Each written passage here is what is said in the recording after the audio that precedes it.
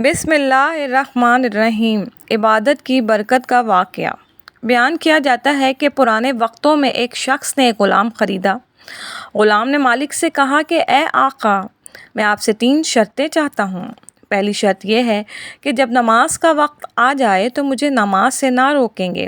دوسری شرط یہ ہے کہ آپ مجھ سے دن کو خدمت لیں گے، اور تیسری شرط یہ ہے کہ میرے واسطے ایک کوٹری مقرر کر دیجئے کہ میرے علاوہ دوسرا اس میں داخل نہ ہو سکے۔ آقا نے کافی سوچ بچار کے بعد غلام کی یہ سب شرطیں منظور کر لیں۔ اس غلام نے مکان کی کوٹریوں کا چکر لگایا اور ایک ویران کوٹری کو پسند کیا۔ آقا نے کہا کہ تم یہ ویران کوٹری کیوں پسند کی؟ اس نے کہا، اے میرے سردار، کیا آپ کو یہ نہیں معلوم کہ ویران جگہیں اللہ کے ذکر سے آباد ہوتی ہیں؟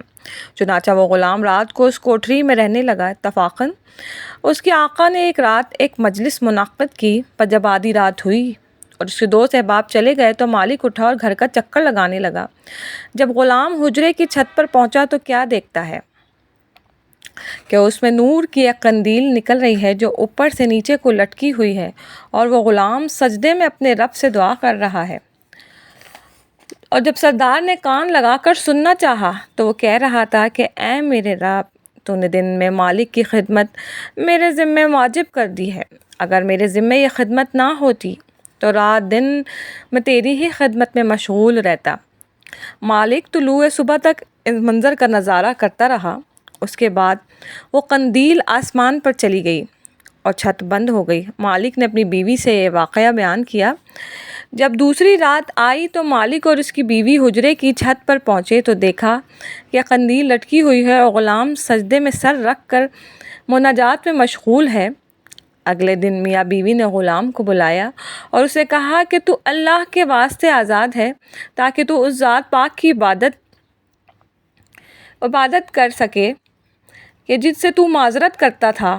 ان دونوں نے غلام کو اس کی کرامتوں سے باخبر کیا جو انہوں نے گزشتہ رات دیکھی تھی۔ غلام یہ سن کر دونوں ہاتھ اٹھائے اور کہا کہ اے میرے معبود، میں نے تجھ سے دعا کی تھی کہ میرا راز کسی پر مت کھولنا اور میرے حال کو ظاہر مت کرنا۔ اب جب کہ آپ نے اس کو فاش کر دیا ہے تو میری روح قبض کر کے اپنے پاس بلا لیجئے۔ چنانچہ یکایک وہ مردہ ہو گیا اور گر پڑا اور اس کی روح آسمانوں پر پرواز کر گئی۔ اللہ تعالیٰ اس پر بھی رحم فرمائے اور ہم سب پر بھی رحم فرمائے، آمین۔